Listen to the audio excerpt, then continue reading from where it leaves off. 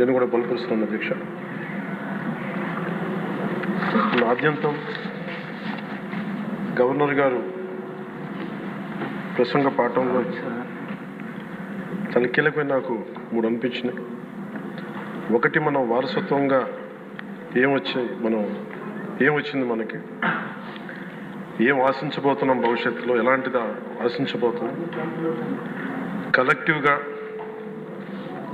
మనందరం కలిసి ఈ రాష్ట్రాన్ని ఈ కూటమి ద్వారా ఎలా ముందుకు తీసుకెళ్ళాలి అనేది 3 చాలా స్పష్టంగా చెప్పారు.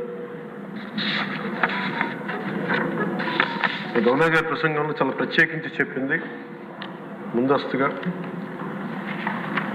ఆంధ్రప్రదేశ్ రాష్ట్రం ఏర్పడటానికి పొట్టి శ్రీరాములు గారి త్యాగ ఫలితం, తద్వారా భాషా ప్రయుక్త రాష్ట్రాలే ఏర్పాటు కావటం.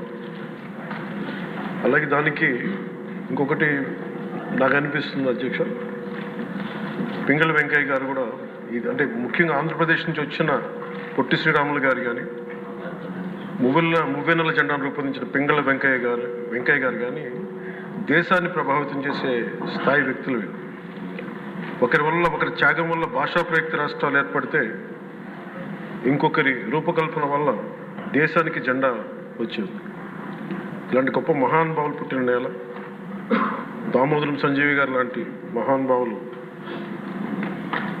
సంస్కరణలు తీసుకోవాలి, అలాంటి వారు గొప్ప సంస్కరణలు తీసుకొచ్చిన నేల ఇది.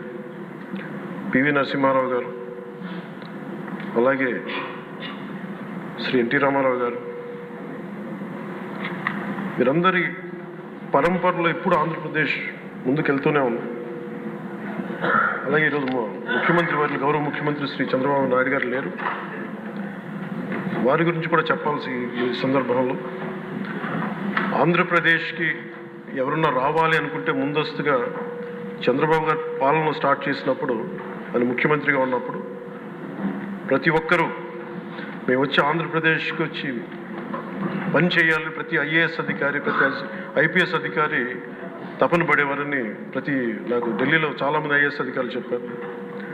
అలాంటి అద్భుతమైన పాలన, ఛాలెంజెస్ని అధిగమించి ఆంధ్రప్రదేశ్ని అభివృద్ధి దిశగా తీసుకెళ్లారు. ముఖ్యంగా ఆయన బాగా నచ్చే అంశం నాకు ఆయనలో ప్రత్యర్థులను కూడా గౌరవించే గొప్ప గుణం. మొన్న ఈ మధ్యన మాకు చెప్తూ కూడా రాజశేఖర రెడ్డి గారి గురించి చెప్తూ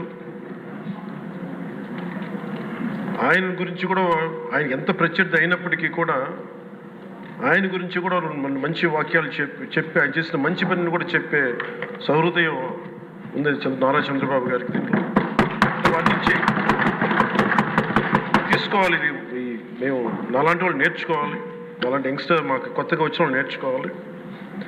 అలాగే కర్నూలు 1953లో కర్నూలు రాజధానిగా వచ్చింది. ఎప్పుడు మనకి ఇన్ని సంవత్సరాలుగా, ఇన్ని దశాబ్దాలుగా ఇంకా కొట్టుకుంటూనే ఉన్నాం. అన్ని రాష్ట్రాలు ఏర్పడ్డాయి, భాషా ప్రయుక్త రాష్ట్రాలు ఏర్పడ్డాయి. దేశం అంతా ఎవరికి రాజధాని వచ్చింది ముందుకెళ్ళిపోయారు, అభివృద్ధి చెందారు. కానీ మన ఆంధ్రప్రదేశ్కి వచ్చేటప్పటికి కర్నూలు రాజధానిగా ఏర్పడింది.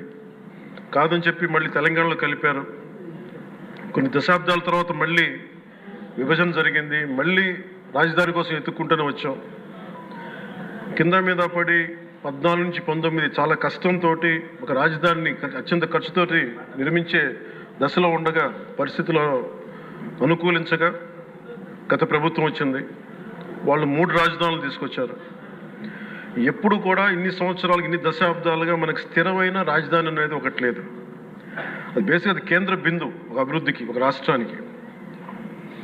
ఈసారి మటుకు చంద్రబాబు గారి ఆధ్వర్యంలో, గౌరవ ముఖ్యమంత్రి చంద్రబాబు గారి ఆధ్వర్యంలో ఇంకెప్పటికీ భవిష్యత్తు తరాలు ఇంకెప్పుడు ఏది రాజధాని, ఒక రాజధాని 2 కాకుండా అమరావతి రాజధానిగా ఉండాలి, ముందుకు తీసుకెళ్ళాలి. దానికి మేమందరం సహకరించాలి, సహకరిస్తామని ఈ సందర్భంగా మీకు తెలియజేసుకున్నాను అధ్యక్ష.